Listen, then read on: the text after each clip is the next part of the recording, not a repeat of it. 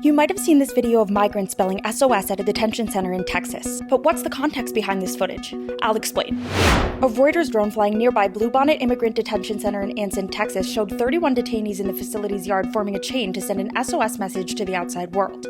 According to Reuters, dozens of detainees at the center were given notices by immigration officials on April 18th, alleging that they were members of the Venezuelan gang Tren de Aragua and were subject to deportation under a wartime law. The families of 7 detainees told Reuters that the men were not gang members and refused to sign the documents given to them by officials. According to the American Civil Liberties Union and family members, the detainees were still loaded onto a bus which departed for the airport before it was turned around and sent back to the detention center following a temporary block on deportations under the Alien Enemies Act from the Supreme Court. The Bluebonnet facility, located 200 miles west of Dallas, is privately run by the Management and Training Corporation under a contract with Immigration and Customs Enforcement.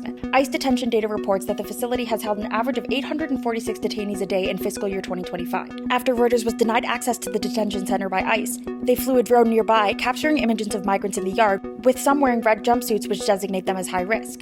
Reuters identified Jefferson Escalona, age 19, as one of the men who was photographed, stating that he arrived at Bluebonnet after he was returned from the U.S. migrant detention facility in Guantanamo Bay in February.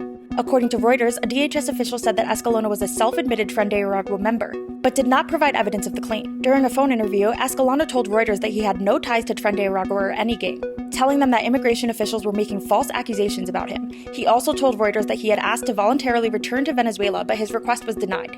"I fear for my life here," he said. "I want to go to Venezuela." Another detainee, identified by Reuters as Diover Milan, was a documented member of Tren de Aragua, DHS stated, though they did not provide any evidence to support the claim that he was affiliated with the gang. Reuters was not able to find any criminal record for Milan. His wife told Reuters that her husband said that they haven't been given much food, and he tries to sleep more so that he is not hungry, a claim that Reuters says was echoed by the family members of other detainees. During a visit to Escalona's dorm, an unidentified detainee expressed his concern for his classification as an alien enemy to Reuters, begging the question, "If I don't have a criminal record in the 3 countries which I have lived in, how are they going to send me to El Salvador?" On May 1st, a federal judge issued a ruling that bars the Trump administration from deporting any Venezuelans from South Texas under the Alien Enemies Act. Neither the court nor the parties question that the executive branch can direct the detention and removal of aliens who engage in criminal activity in the United States, U.S. District Court Judge Fernando Rodriguez Jr. wrote, noting that the president's invocation of the AEA through the proclamation exceeds the scope of the statute and is contrary to the plain, ordinary meaning of the statute's terms.